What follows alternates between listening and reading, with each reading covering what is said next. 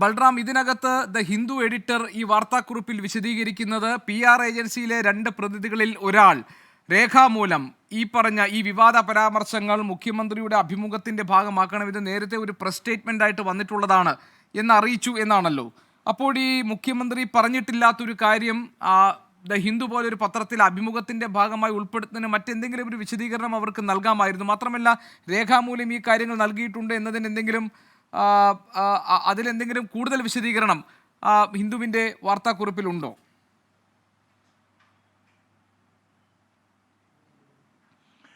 Gopikrishnan, രേഖാമൂലമാണ് PR ഏജൻസിയുടെ പ്രതിനിധികൾ ഈ ഭാഗം, അതായത് സ്വർണ്ണക്കടത്തും ഹവാല ഇടപാടുമായി ബന്ധപ്പെട്ട വിവാദമായ മുഖ്യമന്ത്രിയുടെ അഭിമുഖത്തിന്റെ ഒപ്പം പ്രസിദ്ധീകരിച്ച ആ ഭാഗം ഉൾപ്പെടുത്താൻ നിർദ്ദേശിച്ചത് എന്നാണ് ഹിന്ദു ആവശ്യപ്പെടുന്നത്. അതേ പ്രതിനിധികളായിരുന്നു ഈ അഭിമുഖം നടക്കുന്ന ഘട്ടത്തിൽ മുഖ്യമന്ത്രിക്കൊപ്പം ഈ മാധ്യമപ്രവർത്തക അഭിമുഖം നടത്തുമ്പോൾ മുഖ്യമന്ത്രിക്കൊപ്പം ഇവരും ഉണ്ടായിരുന്നു. അതിനുശേഷമാണ് ഇവരിൽ ഒരാൾ ഈ ആവശ്യം ഉന്നയിച്ചത്. അത് രേഖാമൂലം ആവശ്യപ്പെട്ടു. അത് മുഖ്യമന്ത്രി നേരത്തെ വാർത്താ സമ്മേളനത്തിൽ പറഞ്ഞ കാര്യങ്ങളാണ് എന്ന് പറഞ്ഞുകൊണ്ടായിരുന്നു ഇതുകൂടി ഉൾപ്പെടുത്തണം എന്ന് ആവശ്യപ്പെട്ടത്. തുടർന്ന് ഇത് രേഖാമൂലം തന്നെ ആവശ്യപ്പെട്ട ഒരു പശ്ചാത്തലത്തിൽ ഹിന്ദുവിൻ്റെ മാധ്യമപ്രവർത്തക അത് അഭിമുഖത്തിന്റെ ഭാഗമായി ചേർക്കുകയായിരുന്നു. അത് മുഖ്യമന്ത്രി പറഞ്ഞ കാര്യങ്ങളല്ല, നേരിട്ട് പറഞ്ഞ കാര്യങ്ങളല്ല എന്നുള്ളത് ഹിന്ദു സ്ഥിരീകരിക്കുന്നുണ്ട്. ഇതിൽ മാധ്യമപ്രവർത്തനത്തിന്റെ ധാർമ്മികതയിൽ വലിയ വീഴ്ച ഇക്കാര്യത്തിൽ സംഭവിച്ചു എന്നുള്ളത് ഹിന്ദു തുറന്ന് സമ്മതിക്കുന്നുണ്ട്. ഇക്കാര്യത്തിലാണ് ഖേദപ്രകടനം നടത്തുന്നതും.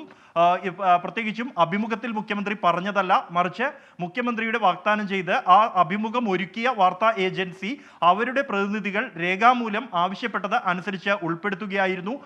അത്തരത്തിൽ പറഞ്ഞ കാര്യങ്ങൾ മുഖ്യമന്ത്രിയുടെ വാക്കുകളായി അഭിമുഖത്തിൽ ഉൾപ്പെടുത്തിയതിൽ വീഴ്ച സംഭവിച്ചു എന്നുള്ളതാണ് യാഥാർത്ഥ്യം. അക്കാര്യമാണ് ഹിന്ദു തുറന്ന് സമ്മതിക്കുന്നതും.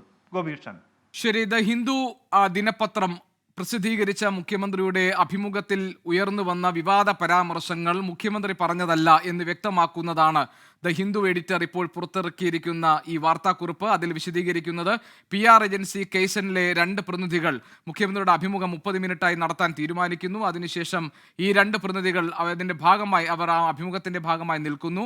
അവർ ഈ ഒരു ഭാഗം കൂടി ഉൾപ്പെടുത്തണം എന്ന് ദ ഹിന്ദു ജേർണലിസ്റ്റുകളോട് ആവശ്യപ്പെടുന്നു. അത് അങ്ങനെ ഉൾപ്പെടുത്തപ്പെടുന്നു. അതിൽ രേഖാമൂലം അവർ ഇത് ഉൾപ്പെടുത്താൻ താല്പര്യപ്പെടുന്നതായി രേഖാമൂലം ദ ഹിന്ദുവിനെ അറിയിക്കുന്നു.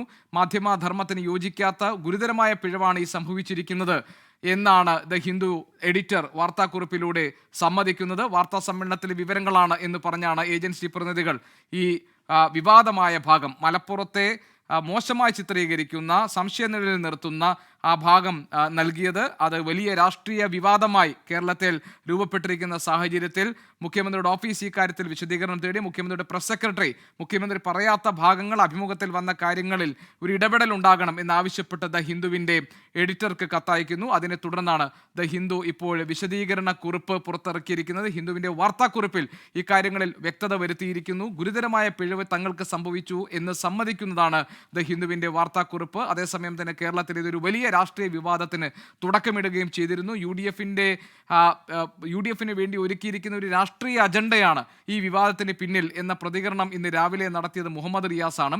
ഏതായാലും ഈ കാര്യങ്ങളിൽ ദ ഹിന്ദു വ്യക്തത വരുത്തിയോടുകൂടി CPIM സംബന്ധിച്ചും സർക്കാരിനെ സംബന്ധിച്ചും നിലവിലെ സാഹചര്യത്തിൽ അതൊരു വലിയ ആശ്വാസമായി നിൽക്കുന്നു. PV അൻവർ രാഷ്ട്രീയ യുദ്ധം പോര് തുടങ്ങി വെച്ചിരിക്കുന്ന സാഹചര്യത്തിൽ ഉയർന്നു വന്ന മലപ്പുറം കേന്ദ്രീകരിച്ചിരുന്നൊരു വിവാദം അത് സർക്കാരിനെയും CPIM പ്രതിരോധത്തിലാക്കിയിരുന്നു. ആ കാര്യത്തിലാണ് ഇപ്പോൾ ദ ഹിന്ദുവിൻ്റെ വിശദീകരണ കുറിപ്പോടുകൂടി ആശ്വാസം ലഭിച്ചിരിക്കുന്നത് പാർട്ടിക്കും സർക്കാരിനും.